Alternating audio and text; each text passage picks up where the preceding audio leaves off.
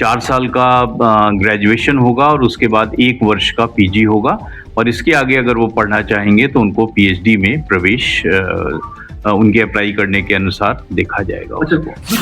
Business management का course है, biotechnology का है, मीडिया का है, लाइब्रेरी साइंस का है, कंप्यूटर साइंस का है, जिसमें नौकरी बहुत आसानी से मिल जाती है। जो हिंदू स्टडीज़ का हम लोग मास्टर्स का प्रोग्राम इस वर्ष से शुरू हो रहा है और उसमें एडमिशन्स भी अच्छे हुए हैं कि सेंट्रल यूनिवर्सिटी उस प्राचीन ज्ञान को जो हमारे वेदों में लिखा हुआ है उसका एक प्रामाणिक स्वरूप अपने छात्रों को दे सके। ये प्रोजेक्ट करीब 1338 करोड़ का है, तो ये बहुत ही भव्य विश्वविद्यालय बनेगा। निश्चित रूप से भारत के कुछ सबसे अच्छे और नवीनतम और बहुत आधुनिक स्टेट ऑफ आर्ट जिसको हम लोग कहते हैं उस तरह का ये कैंपस होगा और हमारे विश्वविद्यालय का नाम ही महात्मा गांधी केंद्रीय विश्वविद्यालय है, गांधी जी के नाम पे, और हमारा जो लोगो है वो भी गांधी जी के चक्र से प्रेरित है। नमस्कार, मेरा नाम शैलेंद्र है और हम हैं इस समय महात्मा गांधी सेंट्रल यूनिवर्सिटी में। प्रोफेसर डॉक्टर संजय श्रीवास्तव जी हमारे साथ हैं, कुलपति हैं, लंबा अनुभव है सर का, राजनीति विज्ञान के प्रोफेसर हैं और लंबे समय से यहाँ हैं। सब क्या नई चीजें हो रही यूनिवर्सिटी में इस समय?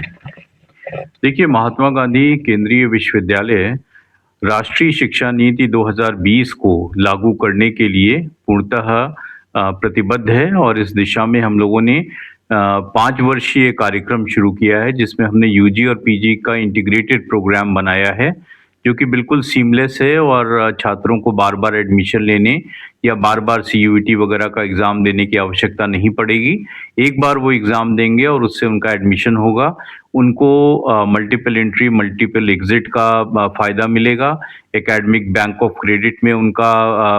इनरोलमेंट होगा और अलग अलग तरह से वो अपने पेपर्स ले सकते हैं। एक तरह से वो अपनी डिग्री को खुद बना सकते हैं। वो अपने जो ऑप्शनल सब्जेक्ट्स हैं उनको वो स्वयं चूज़ करेंगे और जिसमें वोकेशनल ट्रेनिंग से लेके स्किल डेवलपमेंट और इस तरह की बहुत सारी बातें, बहुत सारी रिकमेंडेशंस जो राष्ट्रीय शिक्षा नीति ने दी हैं उसके आधार पर उनका जो शिक्षण है, जो लर्निंग आउटकम है वो आएगा सामने और एक अच्छा व्यक्तित्व उनको गढ़ने को मिलेगा, यहाँ पे अपने को शेप करने को मिलेगा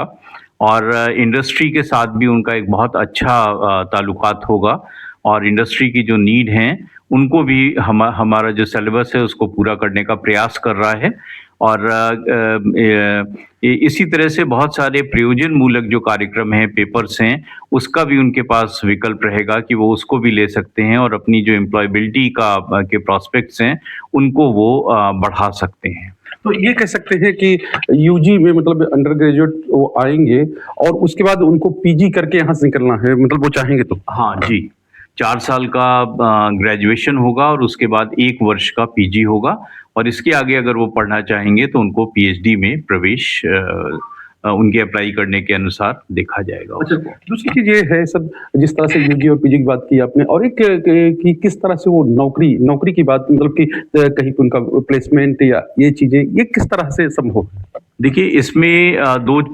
बातें हैं कि कुछ हमारे यहाँ जो कोर्सेज हैं वो सीधे वोकेशन से रिलेटेड हैं या जैसे बिजनेस मैनेजमेंट का कोर्स है, बायोटेक्नोलॉजी का है, मीडिया का है, लाइब्रेरी साइंस का है, कंप्यूटर साइंस का है, जिसमें नौकरी बहुत आसानी से मिल जाती है। जो कैंपस प्लेसमेंट होता है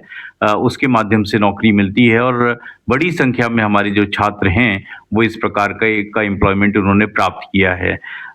सोशल साइंसेज में और लैंग्वेज और ह्यूमैनिटीज़ में एक थोड़ी समस्या होती है क्योंकि जो मल्टीनेशनल कॉरपोरेशंस हैं या जो कंपनीज हैं वो इस तरह के जो विद्यार्थी हैं उनसे संबंधित उनके पास जॉब्स नहीं होते हैं, लेकिन हम लोग ये प्रयास कर रहे हैं कि सोशल साइंसेज में, लैंग्वेजेस और ह्यूमैनिटीज़ में भी इस तरह की प्रयोजन मूलकता हम लोग लाएं कि उससे ग्रेजुएशन किए हुए जो छात्र हैं उनको भी रोज़गार मिलने में बहुत सहायता मिले। तमाम सारी अब लोन देने की और इस ऋण देने की जो सुविधाएँ हैं भारत सरकार की और जो बहुत सारे स्टार्टअप्स के संवर्धन के लिए योजनाएँ हैं, उनका हमारे छात्र लाभ उठाएँगे और उसके बाद वो अपनी शिक्षा के बाद शीघ्र ही रोज़गार के अवसर उनको प्राप्त होंगे। रोजगार के अवसर की बात आपने की। एक चीज और चल रही है कि जो हिंदू स्टडीज इसका क्या है, इसका क्या वो है और किस तरह से इसको खाका आप लोग खींच रहे हैं? देखिए हिंदू स्टडीज़ का हम लोग मास्टर्स का प्रोग्राम इस वर्ष से शुरू हो रहा है और उसमें एडमिशन्स भी अच्छे हुए हैं और इसका जो प्रयोजन है, इसका जो उद्देश्य है वो ये है कि भारत एक को जब हम एक सिविलाइजेशनल स्टेट कहते हैं, तो भारत की जो कल्चर है वो बहुत हम लोगों के लिए महत्वपूर्ण है और जब एक राष्ट्र उदीयमान शक्ति के रूप में या एक शक्ति के रूप में सामने आता है, तो ये बहुत आवश्यक होता है कि वो अपनी सांस्कृतिक विरासत को बचा करके रखे। इसके साथ ही हमारे वेदों में, हमारे ग्रंथों में जो प्राचीन ग्रंथ हैं, उनमें जो ज्ञान समाहित है और जिससे कि जो मानव जाति है, उसका लाभ हो सके, उसकी जो वेल बीइंग है, उसकी जो ईज़ ऑफ लिविंग है या जो एक स्ट्रेस फ्रीनेस है, इस तरह की जो बहुत सारी बातें उनमें उसमें कही गई हैं, वो सारे लोगों तक पहुँचे और जो हमारे छात्र हैं, उनको भारत की संस्कृति, भारत की सभ्यतागत विशेषताओं का एक बहुत अच्छा ज्ञान, एक बहुत अच्छा अध्ययन हो और इस तरह से वो अपने जीवन में, अपने ज्ञान के क्षेत्र में वो आगे बढ़ें। तो ये कह सकते हैं जो हमारी पुरानी संस्कृति है, जो हमारा पुराना ज्ञान है, उसको रिविजिट करने का एक कोर्स होगा, क्या चीजें होंगी? हाँ, ये रिविज़िट करने का भी होगा और ये भी यहाँ आवश्यक है कि सेंट्रल यूनिवर्सिटी उस प्राचीन ज्ञान को, जो हमारे वेदों में लिखा हुआ है, उसका एक प्रामाणिक स्वरूप अपने छात्रों को दे सके। अक्सर ये देखा गया है कि एआई के माध्यम से या अन्य माध्यमों से एक विकृत स्वरूप हमारे प्राचीन ज्ञान का आजकल इंटरनेट पर है और उसका जो प्रसार है वो भी बड़ी तेज़ी से हो रहा है। इसलिए एक प्रामाणिक ज्ञान, एक प्रामाणिक सूचना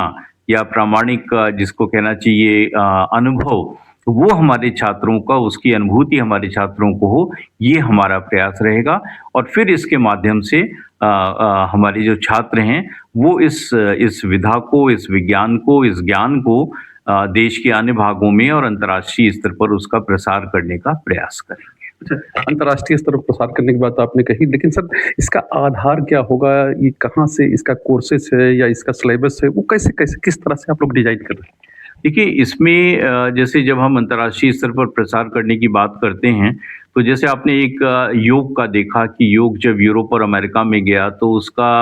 कॉमोडिफिकेशन हो गया, वो एक वस्तु की तरह से बिकने लगा और वो एक फिजिकल एक्सरसाइज बन गया, उसमें स्पिरिचुअलिटी नहीं रह गई, अध्यात्म जो कि योग का बहुत बड़ा आधार है, वो आधार खत्म हो गया। तो वो योग की तरह से और इंडिया से निकलने वाले ज्ञान की तरह से तो जाना गया, लेकिन उसका प्रामाणिक स्वरूप लोगों तक नहीं पहुंच पाया। इसीलिए उसका जो पूरा लाभ मिलना चाहिए था विदेशों में लोगों का, को वो लाभ नहीं मिला। तो हमारे जो ये हिंदू स्टडीज़ के कोर्सेज़ हैं, इनमें भारतीय संस्कृति, भारतीय सभ्यता, हमारे वेदों से संबंधित ज्ञान, हमारे जो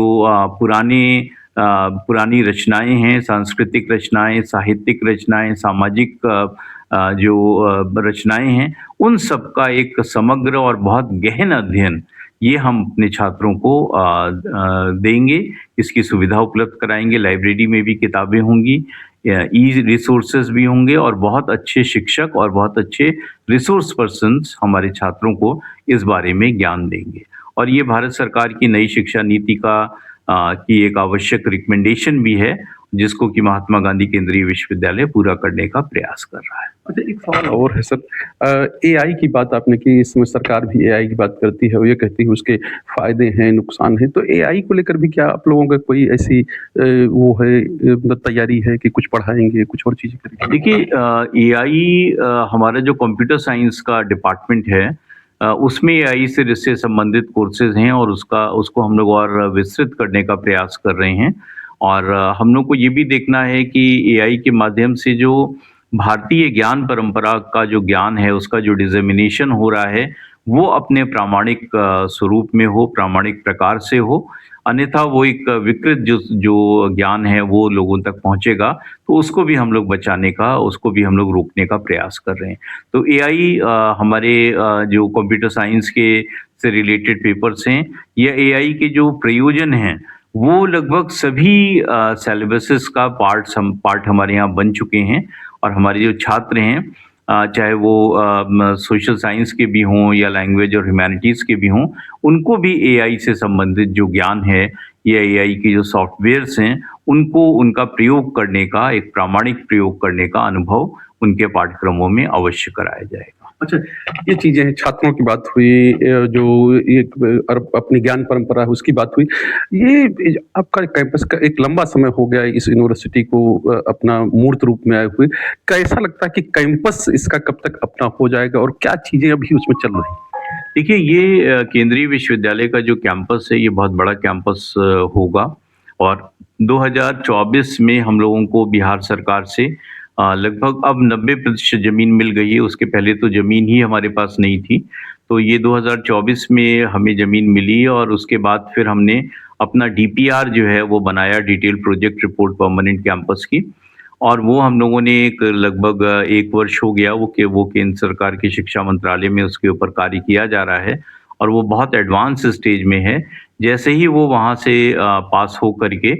ये प्रोजेक्ट करीब 1338 करोड़ का है, तो ये बहुत ही भव्य विश्वविद्यालय बनेगा और इसकी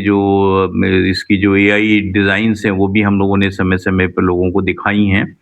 तो ये निश्चित रूप से भारत के कुछ सबसे अच्छे और नवीनतम और बहुत आधुनिक स्टेट ऑफ आर्ट जिसको हम लोग कहते हैं उस तरह का ये कैंपस होगा और जो हमारे छात्र हैं उनको एक बहुत अच्छी कैंपस लाइफ हम लोग देने का प्रयास कर रहे हैं। अच्छा, एक चीज और, चूंकि ये चंपारण में है तो कुछ गांधी जी से संबंधित और चीजों से संबंधित कुछ ऐसी चीजें इसमें की जा रही हैं, कुछ ऐसा हो रहा है जिनको देखिए जो गांधी मूल्य हैं उनके संवर्धन का उद्देश्य विश्वविद्यालय का सदैव से रहा है और हमारे विश्वविद्यालय का नाम ही महात्मा गांधी केंद्रीय विश्वविद्यालय है गांधी जी के नाम पे और हमारा जो लोगो है वो भी गांधी जी के चक्र से प्रेरित है और हमारे यहाँ गांधी अध्ययन का एक विभाग भी है और कुछ गाँवों को भी हमने गोद लेने का कार्य किया था। 5 गाँव हमने गोद लिए थे। इसी के साथ जो बुनियादी शिक्षा है उसके ऊपर भी हमारा शिक्षा विभाग गांधी जी की जो बुनियादी शिक्षा का की संकल्पना थी उसके ऊपर भी हमारा जो शिक्षा शास्त्र का विभाग है वो काम कर रहा है और मूल्य को संवर्धित करने का प्रयास महात्मा गांधी केंद्रीय विश्वविद्यालय करेगा और ये चंपारण के सभी लोगों का इसमें रुचि है और सब ये चाहते हैं कि गांधी जी की जो अकादमिक विरासत है कम से कम उस अकादमिक विरासत को संजोने का काम महात्मा गांधी केंद्रीय विश्वविद्यालय अवश्य करे।